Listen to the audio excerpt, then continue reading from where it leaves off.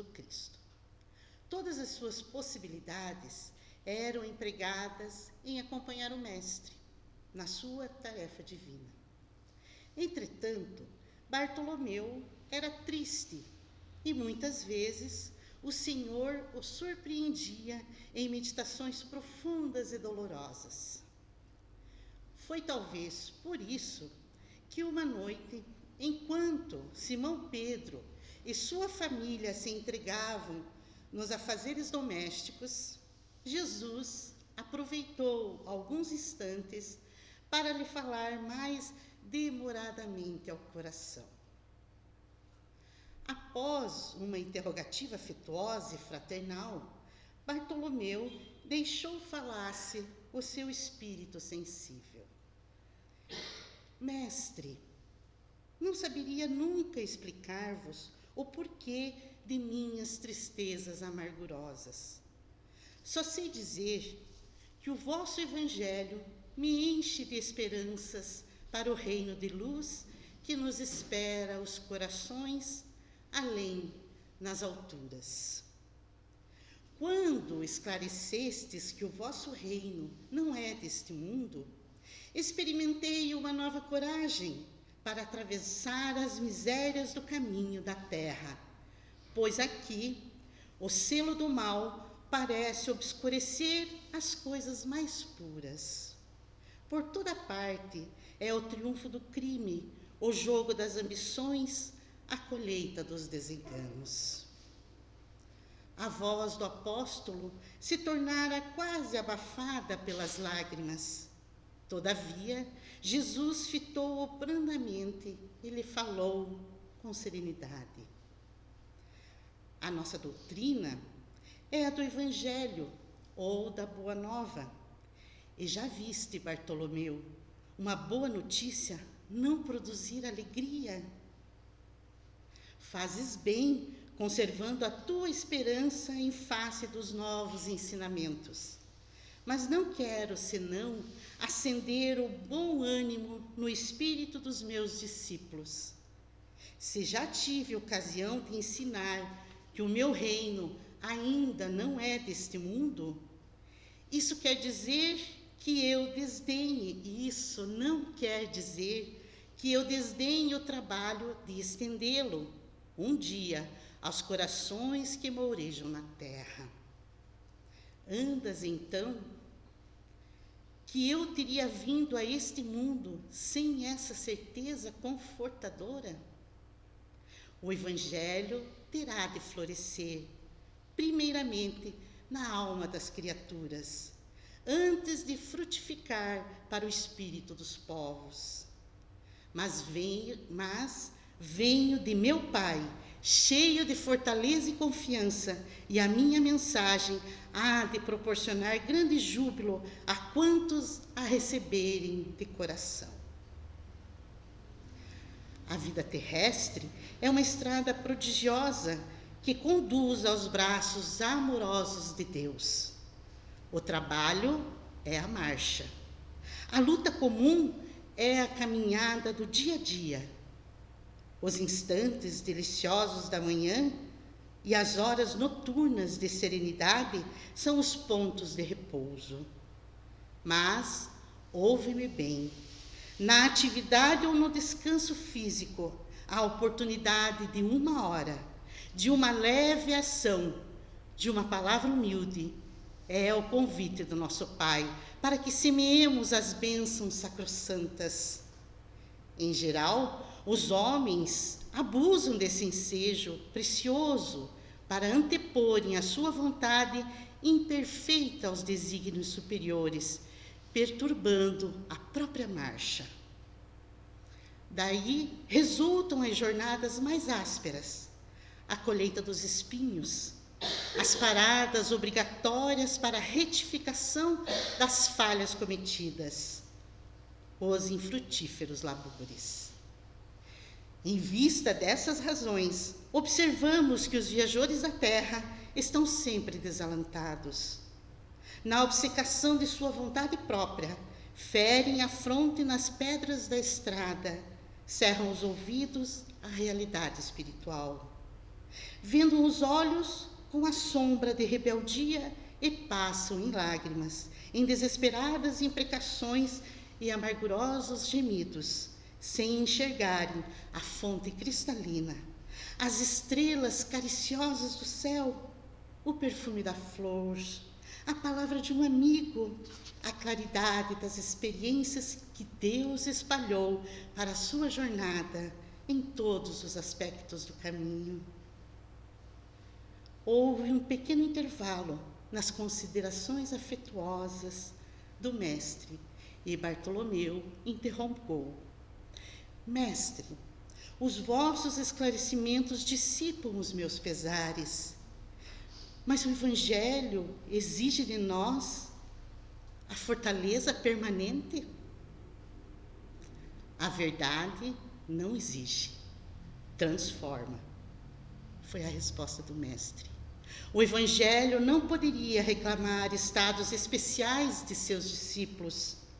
Porém, é preciso considerar que a alegria, a coragem e a esperança devem ser traços constantes de suas atividades em cada dia.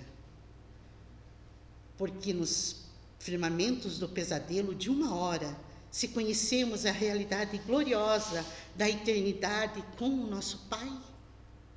E quando os negócios do mundo nos são adversos, e quando tudo parece uma luta contra nós, perguntou o pescador de olhar inquieto. Jesus, todavia, como se percebesse inteiramente a finalidade de suas perguntas, esclareceu com bondade.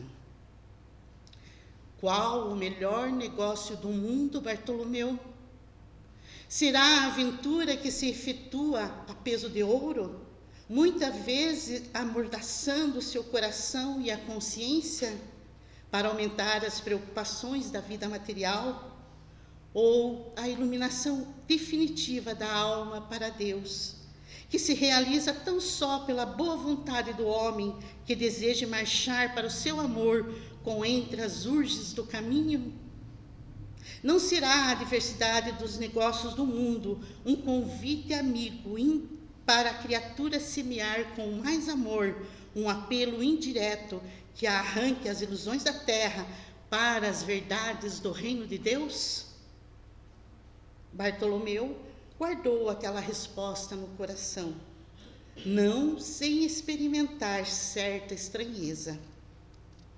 E logo, lembrando-se de que sua genitora partira há pouco tempo para a sombra do túmulo, interpelou ainda ansioso.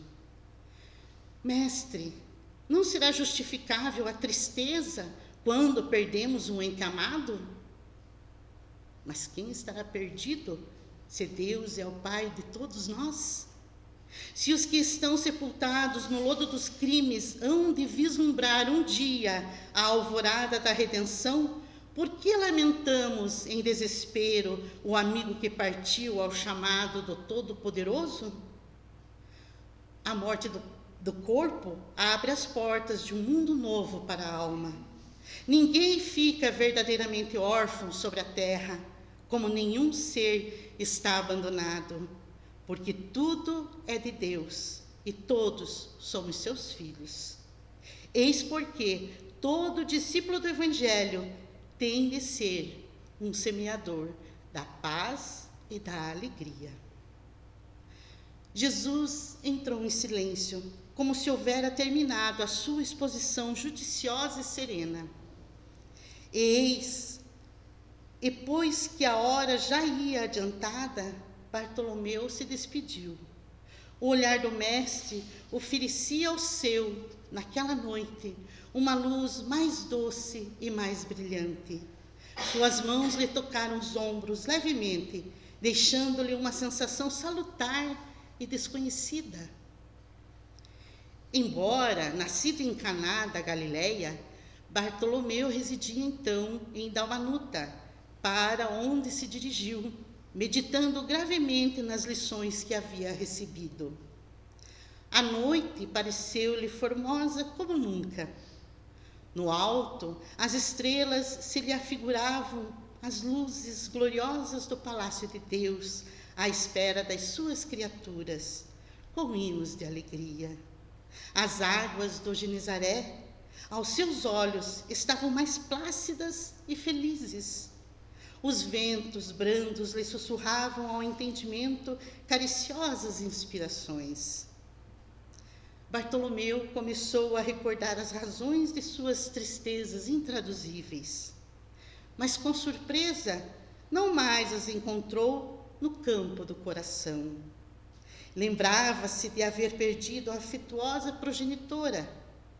Refletiu, porém, com mais amplitude quanto aos desígnios da providência divina. Deus não lhe era pai e mãe nos céus? Recordou os contratempos da vida e ponderou que seus irmãos, pelo sangue, o aborreciam e caluniavam. Entretanto, Jesus não lhe era um irmão generoso e sincero? Passou em revista os insucessos materiais, contudo, que eram as suas pescarias ou a avareza dos negociantes de Betsaida e de Cafarnaum, comparados à luz do reino de Deus que lhe trabalhava por edificar no coração? Chegou a casa pela madrugada. Ao longe, os primeiros clarões do sol lhe pareciam mensageiros do conforto celestial. O canto das aves ecoava em seu espírito como notas harmoniosas de profunda alegria. Sua alma estava agora clara, o coração aliviado e feliz. Enrangendo os gonzos da porta, seus irmãos dirigiram-lhe impropérios, acusando-o de mau filho, de vagabundo e traidor da lei. Bartolomeu, porém, recordou o Evangelho e sentiu que só ele tinha bastante alegria para dar a seus irmãos. Em vez de reagir, como de outras vezes, sorriu-lhe com a bondade das explicações amigas. Seu velho pai o acusou igualmente, escorraçando-o.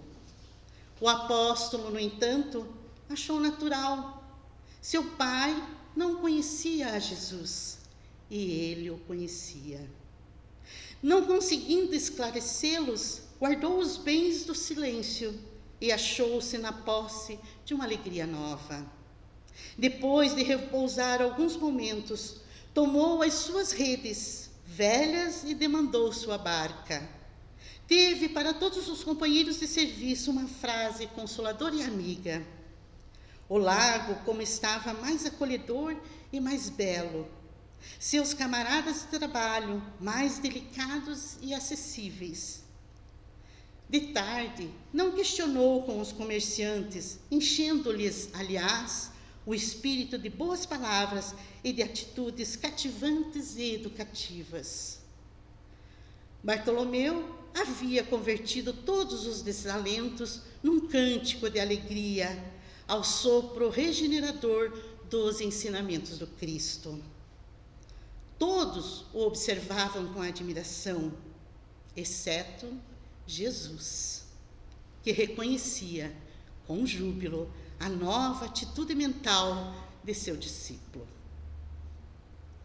No sábado seguinte, o mestre demandou às margens do lago, cercado de seus numerosos seguidores. Ali aglomeravam-se homens e mulheres do povo, judeus e funcionários de Antipas, a par de grande número de soldados romanos. Jesus começou a pregar a boa nova e, a certa altura, contou, conforme a narrativa de Mateus, que o reino dos céus é semelhante a um tesouro que, oculto num campo, foi achado e escondido por um homem que, movido de gozo, vendeu tudo o que possuía e comprou aquele campo. Nesse instante, o olhar do mestre pousou sobre Bartolomeu, que o contemplava embevecido. A luz branda de seus olhos generosos penetrou fundo no íntimo do apóstolo, pela ternura que evidenciava, e o pescador humilde compreendeu delicada alusão do ensinamento. Experimentando a alma leve e satisfeita, depois de haver alijado todas as vaidades de que ainda não se desfizera, para adquirir o tesouro divino no campo infinito da vida. Enviando a Jesus um olhar de amor e reconhecimento, Bartolomeu limpou uma lágrima. Era a primeira vez que chorava de alegria. O pescador de Dalmanuta adquirira para sempre os eternos júbilos do Evangelho do Reino. O texto é do espírito Humberto de Campos. Foi registrado no livro Boa Nova, pela psicografia de Chico Xavier. Esta história de Jesus com Bartolomeu nos mostra um discípulo bem parecido conosco. Um discípulo que demonstra suas fraquezas. Podemos nos identificar com ele. O sentimos mais perto de nós, com problemas parecidos com os nossos. Humberto de Campos nos diz que Bartolomeu era triste. Ele possuía uma tristeza, o que nos dias de hoje nós poderíamos dizer que eram sinais de depressão. Mas o irmão X nos diz também que Bartolomeu era dos discípulos mais dedicados de Jesus, desde os tempos de Tiberíades. Bartolomeu não aparece nos evangelhos como encontramos outros apóstolos em destaque. Não se tem muito registro. Mas sabe-se que após a crucificação do Cristo, Bartolomeu pregou o evangelho, levando boas notícias na Índia e na Armênia, onde foi crucificado no ano de 71. Mas nessa passagem, nós vemos como Jesus se preocupou com ele. E naquele dia em que Simão Pedro estava ocupado com os afazeres da casa onde Jesus morava, porque Jesus morava com Simão Pedro, o mestre aproveitou para conversar intimamente com Bartolomeu, tentando dissipar aquela tristeza que tomava conta do amigo. E Bartolomeu ouviu atentamente Jesus. Será que nós não estamos assim como Bartolomeu estava, entristecidos com o mundo em nossa volta?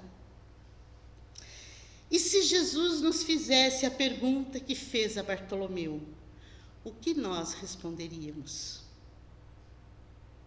Bartolomeu respondeu dizendo que não saberia explicar o porquê de tantas tristezas, mas sabia que o Evangelho do Cristo o enchia de esperança para o reino de luz. E nós temos essa certeza? Conhecendo o Evangelho de Jesus, também estamos com o coração cheio de esperança? Esperança no futuro? Ou ficamos a nos lamentar pelas coisas ruins que parecem se sobressair por todos os lados? Diante dos acontecimentos globais em que nos encontramos uma sociedade conturbada, alheia às coisas do céu. Somos nós capazes de espalhar a boa nova? Assim como Jesus falou, pedindo a Bartolomeu, teremos alegria para dar boas notícias? Porque boa nova é boa notícia. E para espalhar boas coisas, devemos estar em alegria, com o coração cheio de esperanças no porvir. Tendes bom ânimo, não turbes o vosso coração, nos disse Jesus, como a nos alertar, assim como fez a Bartolomeu. Ele vem nos dizer, tire essa névoa do seu coração, porque isso só atrapalha, traz melancolia e não te deixa dar boas notícias. Tende bom ânimo, não turbes o vosso coração. São ensinos de Jesus para todos os discípulos e seguidores que em todos os tempos, aceitando sua mensagem, dispõem-se a segui-la e deparam-se com toda sorte de dificuldades.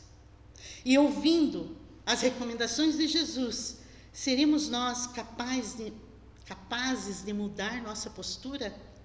Assim como fez Bartolomeu, que no diálogo com o Mestre fez a transformação e daquele dia em diante entendeu, já se apropriara da mensagem do Cristo.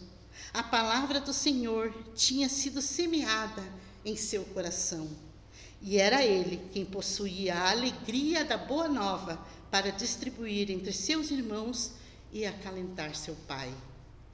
Sua alma estava agora clara, o coração aliviado e feliz. A semente lançada por Jesus caiu em terra boa.